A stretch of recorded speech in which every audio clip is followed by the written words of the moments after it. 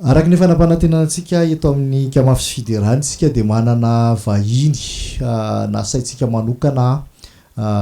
izay efa naneo ny sanganasany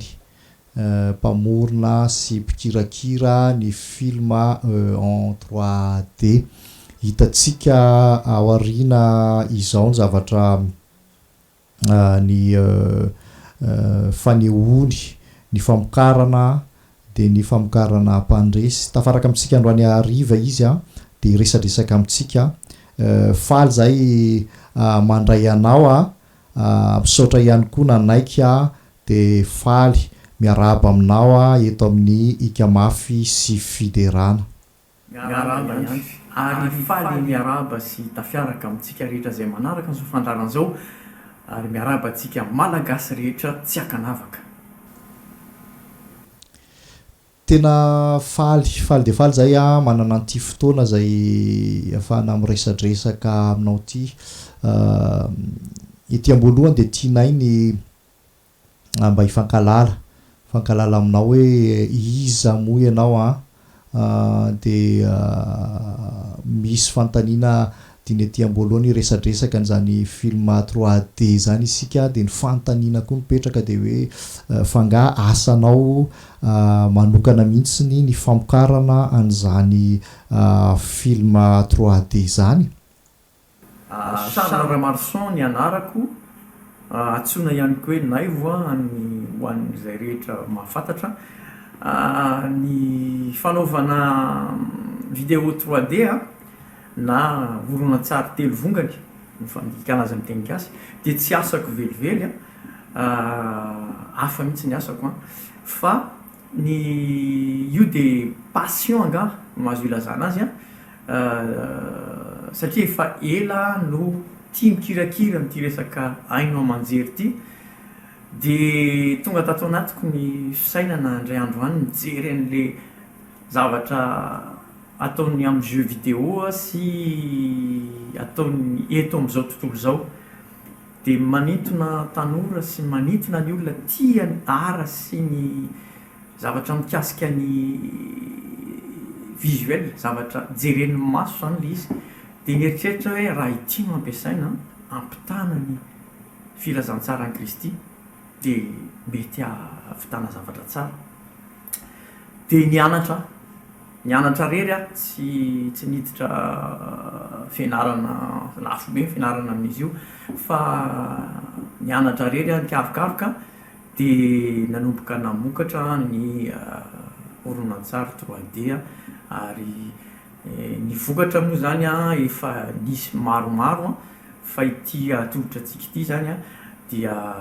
anisan'ny vokatra efa natao hatramin'izay zany. Ny zavatra mahafinaritra amin'ny tontolon'ny 3D io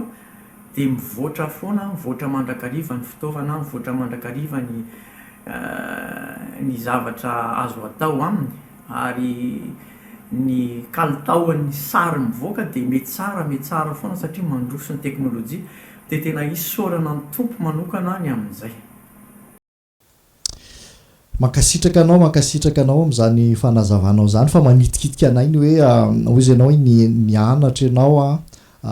mba hikirakira amin'ny famoronana filma na ny horonan-tsary 3D mba hafana ihany koa mitorony filazantsara dia ametraka fantaniana zao hoe fatahaka ny ahoana ny fiainanao ny fifandraisanao amin'ny tompo hatramin'izay nandraisanao an'ny Jesosy Kristy ho tompo sy mpamonjy anao afaka mba lazalazainao ve aminay sy amin'ny mpiaino sy mpijery amin'izao fotoana izao. Raha ho tantarainy eto daholo momba ny fifandraisana amin'ny tompo sy ny nandraisana ny tompo mety ho lava be le tantara fa hiezaka ho fitiniko le izy le fifandraisana amin'ny Jesosy Kristy izay namonjy antsika hanilalana sy famarinana ary fiainana dia tsy fifandraisana amin'ny andro anankiray fotsiny akory na amin'ny toerana anankiray fa tena hoe 24/24 ozy ny filazana azy isa-tsegondra mihitsy tsika mila manana fifandraisana amin'ny Jesosy Kristy ozy izy hoe raha misaraka amin'ny konareo izy de tsy mahavita na inona iny de raha manontany ianao hoe ahoana ny fifandraisanao amin'ny Kristy de tena hoe miresaka amin'ny Kristy isa-tsegondra misy zavatra maro fomba maro iresahany aminao ary ianao koa afaka miresaka aminy mivantana amin'ny vavaka izy miteny amintsika amin'ny tenin'Andriamanitra izy miteny amintsika mety fahitana mety nofy fa ny tenin'Andriamanitra te anitrikitika kely satria manararoatra na inona ty mba afatra tena tiako ampitaina amintsika kristiana na inona zavatra hitatsika amin'ny video na amin'ny internet na amin'ny toriteny tena hoe natao ampandrosoana antsika rehetra zany fa mamporisika atsika ny mandinika mivantana ny tenin'Andriamanitra mangataka ny fanahy masina anazava atsika io no sakafo ny kristiana sakafo-panahin'ny kristiana de ozy ny tenin'Andriamanitra hoe mila mialehibe tsika mila mitombo ka ngamba metimety kokoa zany ny mandinika ny tenin'Andriamanitra mahafinaritra be ana le zavatra nataon'ny kristiana tao Berea rehefa notoriana tamin'ny tenin'Andriamanitra dia izy tsy nilana mambolony fa noraisiny ny tenin'Andriamanitra dia no hamarininy na marina na tsy zay nambara taminy le izy tsy hoe ametrahana doty ina moa zany tsy finonana fanontaniana tsy fantatro ny filazan'izany amin'ny olona mitoriteny na ampitarika sanatry ny vava fa tena hoe tenin'Andriamanitra mihitsy zany azony izy zay tsara na iza mizara aminao na toy ny 3D na toriteny na inona ny fanahy masina no manivana sy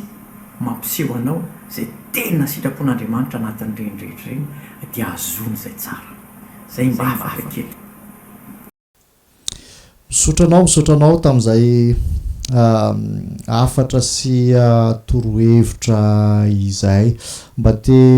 antany koa zay am'izao fotoana zao hoe efa nisy ihany natsidika ao zay anomboka isaky ny alakamisy eto amin'ny ikamafy sy fiderana any oronan-tsary zay nampitondraina hoe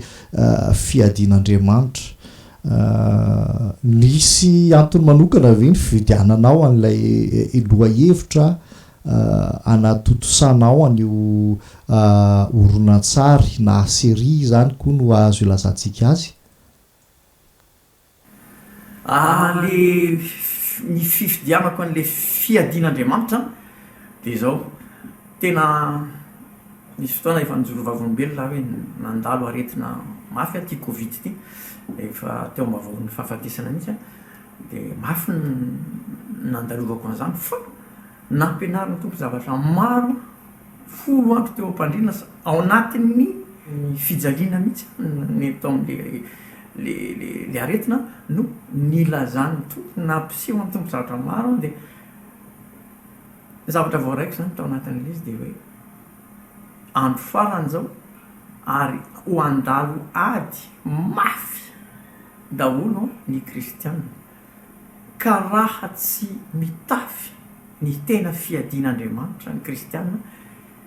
de hosahirana ity fiadian'Andriamanitra ity mantsy ohatrany efa fahazarana ny mahaino azy ampinga amin'ny finoana sy ny sisa fa mila amarinitsika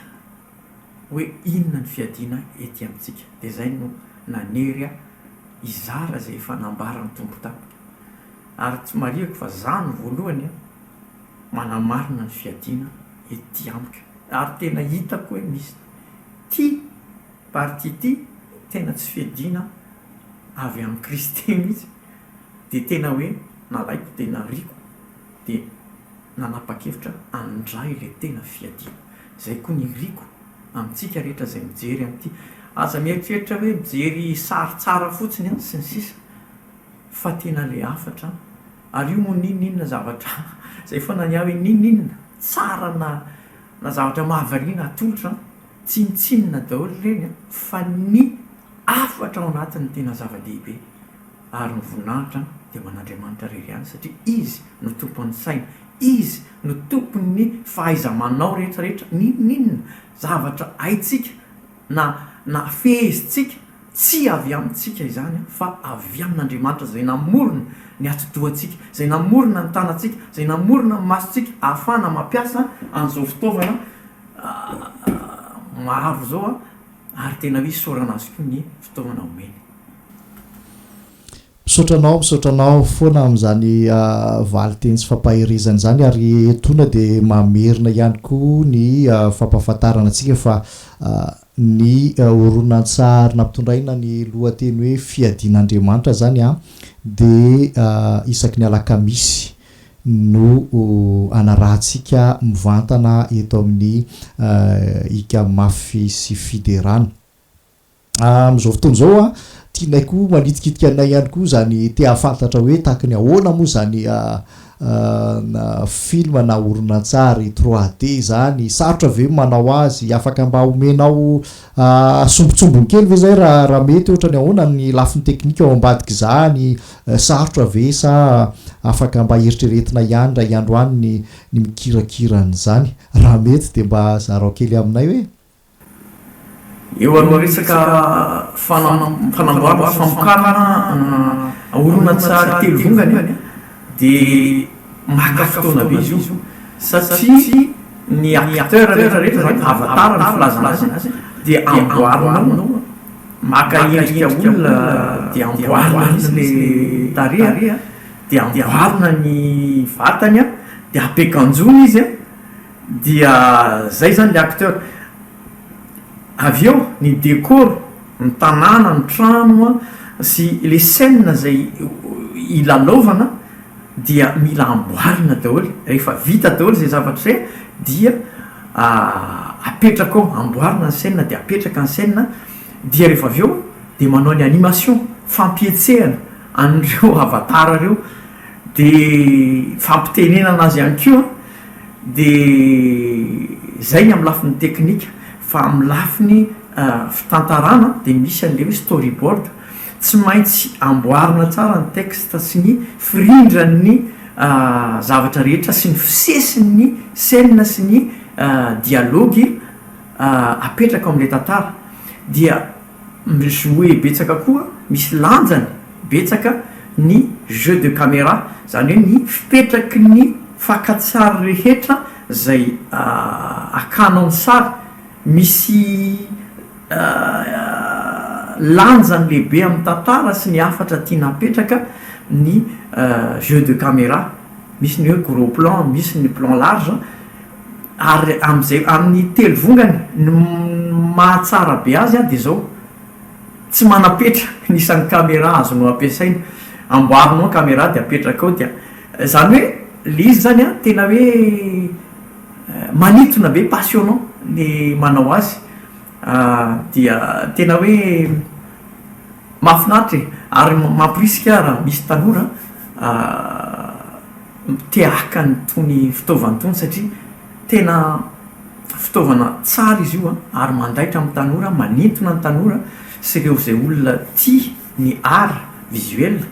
Matetika tsika mialakavy samy tia foana rehefa mijery zavatra tsara fa ny tena mahafinaritra dia azo ampiasaina hitoriana ny filazantsara, ampahirezana ny samy kristianina. Mankasitraka be dia be, mankasitraka amin'ny démonstration kely sy ny fanondrona ny fanamboarana ny film 3D tahaka an'izao. Efa maraparana sahady sika fa fantaninay zay tena mahatery ihany koa dia hoe sao dia afaka mba manome afatra ho an'ny malagasy, ny mpiray tandrazana moa zany tena mijery sy manaraka izao toerana eto amin'nika mafy sy fiderana izao, manana teny ve ianao ampahirezana tsika samy malagasy.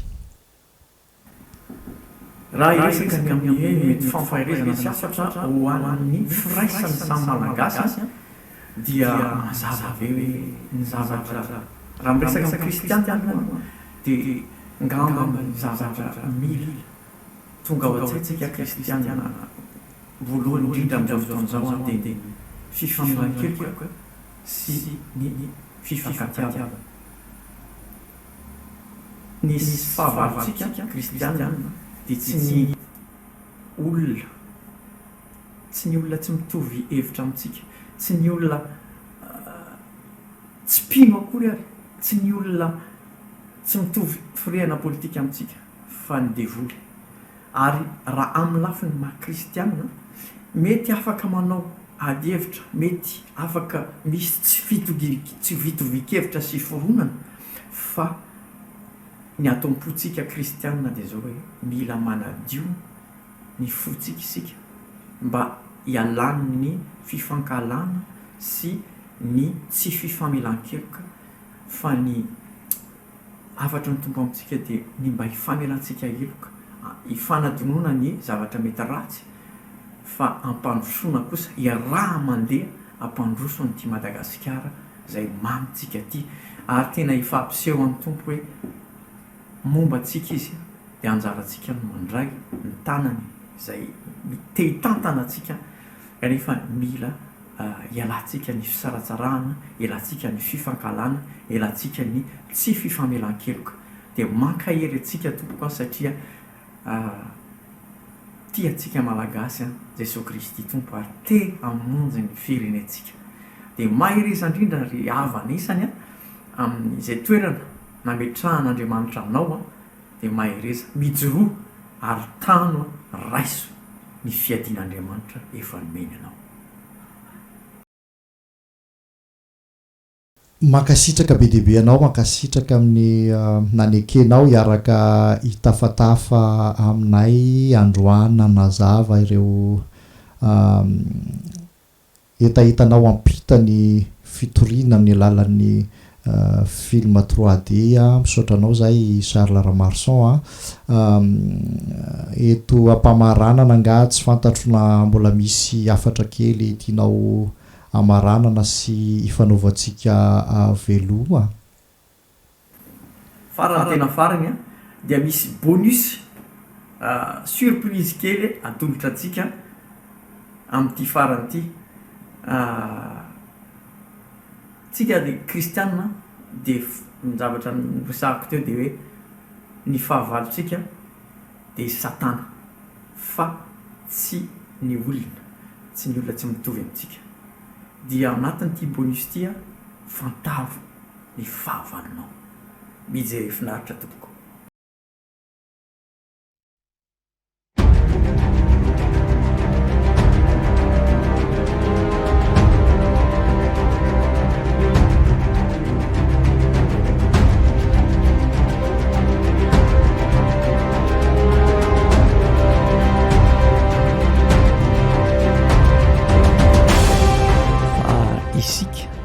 Tsy mitolona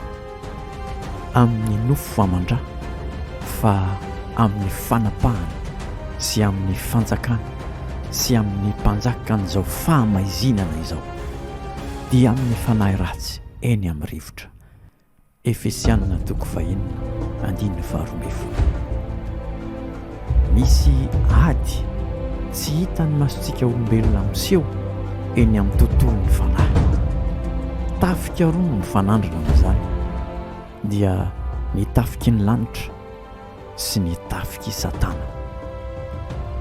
Mandray anjara amin'izany ady izany ny kristianina tena miorina sy miamba, manohitra sy mandrava ny asan'ny satana.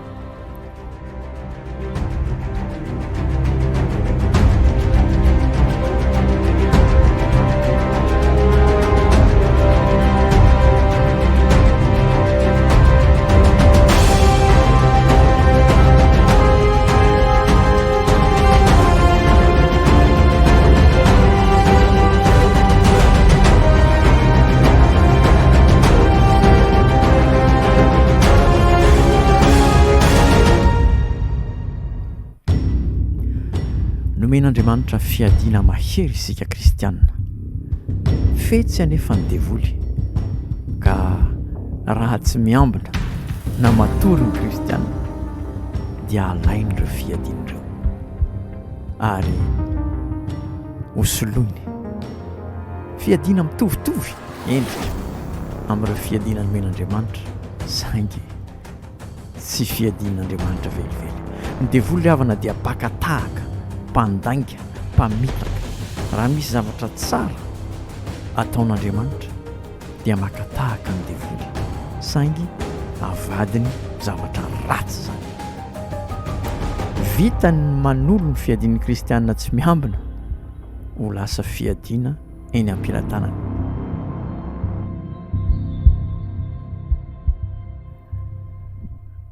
Raha ho raisintsika ohatra ny finoana izay apinga miaro amin'ny zanatspika mirehitra alefan'ny Satana. Rehefa finoana marina miorina amin'ny Kristy no eny amintsika dia voasakana ny zanatspikan'ny Satana. Fa raha finoana tsy izy no entintsika dia indrisy fa grobaka ny apinga satria endriny fotsiny mirehitra, maty, may kila ny afon'ny Satana ny kristianina sy ny finoana izay miorina amin'ny olona, amin'ny arena sy izay rehetra maka ny toeran'i Kristy.